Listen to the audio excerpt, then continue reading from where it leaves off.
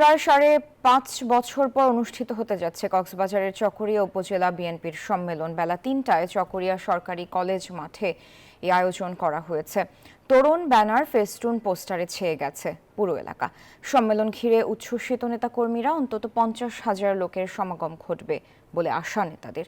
প্রধান অতিথি হিসেবে উপস্থিত থাকবেন দলের স্থায়ী কমিটির সদস্য সালাউদ্দিন আহমেদ।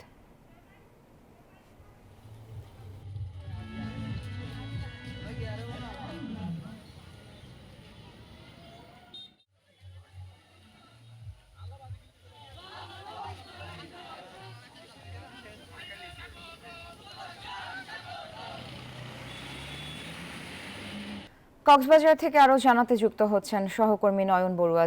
জয়, সম্মেলন ঘিরে নেতাকর্মীদের আগ্রহ উদ্দীপনা কেমন দেখছেন, কি বলছেন তারা? দেখতে পাচ্ছেন যে কক্সবাজারের যে চকরিয়া উপজেলা বিএনপির যে দ্বিবার্ষিক কাউন্সিল হচ্ছে, সম্মেলন হচ্ছে, তো দেখতে পাচ্ছেন এখানে বিভিন্ন জায়গা থেকে আমরা দেখতে পাচ্ছি যারা নেতাকর্মীরা এসেছেন। যেহেতু দীর্ঘ ৫.৫ বছর পর এই সম্মেলনের আয়োজন করা হয়েছে, এই সম্মেলনে কিন্তু আমরা দেখতে পাচ্ছি বিভিন্ন জায়গা থেকে সবাই ছুটে এসেছেন। তারা যেমনটা জানিয়েছেন যে দীর্ঘ দিন পর কিন্তু এই সম্মেলনটি তারা পাচ্ছে, তো তার কারণে তারা অনেকটা উজ্জীবিত বলে আমাদেরকে জানিয়েছেন। এরকম যদি সঠিক সময় যদি এরকম সম্মেলন হতো তাহলে নেতাকর্মীদের উৎসাহ আরও বাড়ত বলে তারা মনে করছেন। এখানে যারা এসেছেন তাদের সাথে আমরা কথা বলবো।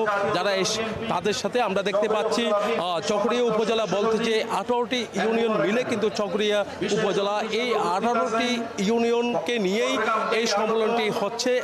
একটু পর বলতে যে 3টায় এই সম্মেলনের আনুষ্ঠানিক উদ্বোধন হবে। এই মঞ্চে আমরা যে মঞ্চটি আমরা একটু দেখানোর চেষ্টা করছি, এই মঞ্চে কিন্তু বিএনপির স্থায়ী কমিটির সালাউদ্দিন আহমদ এখানে প্রধান অতিথির বক্তব্য দেবেন। একই সাথে উদ্বোধন করবেন শাহজাহান চৌধুরী, কক্সবাজার জেলা বিএনপির সভাপতি। সব মিলে বলা যায় তাদের যে আয়োজন আমরা দেখতে পাচ্ছি, আইন শৃঙ্খলা বাহিনী তারাও কিন্তু খুব সতর্ক অবস্থানে আছে। তার কারণে কিন্তু আসলে এই সম্মেলনটিকে ঘিরে কিন্তু নেতাকর্মীদের অনেকটা তাদের যে উৎসব আমরা দেখতে পাচ্ছি, সকাল থেকে বিভিন্ন জায়গা থেকে মিছিল নিয়ে তারা কিন্তু আসতে শুরু করেছে।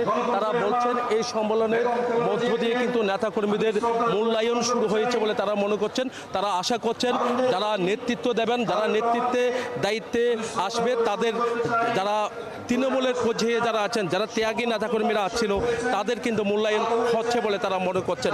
এই ছিল আমার এখানকার সর্বশেষ। ফিরে যাচ্ছি স্টুডিওতে স্যারের কাছে। জয়, ধন্যবাদ যুক্ত হওয়ার জন্য।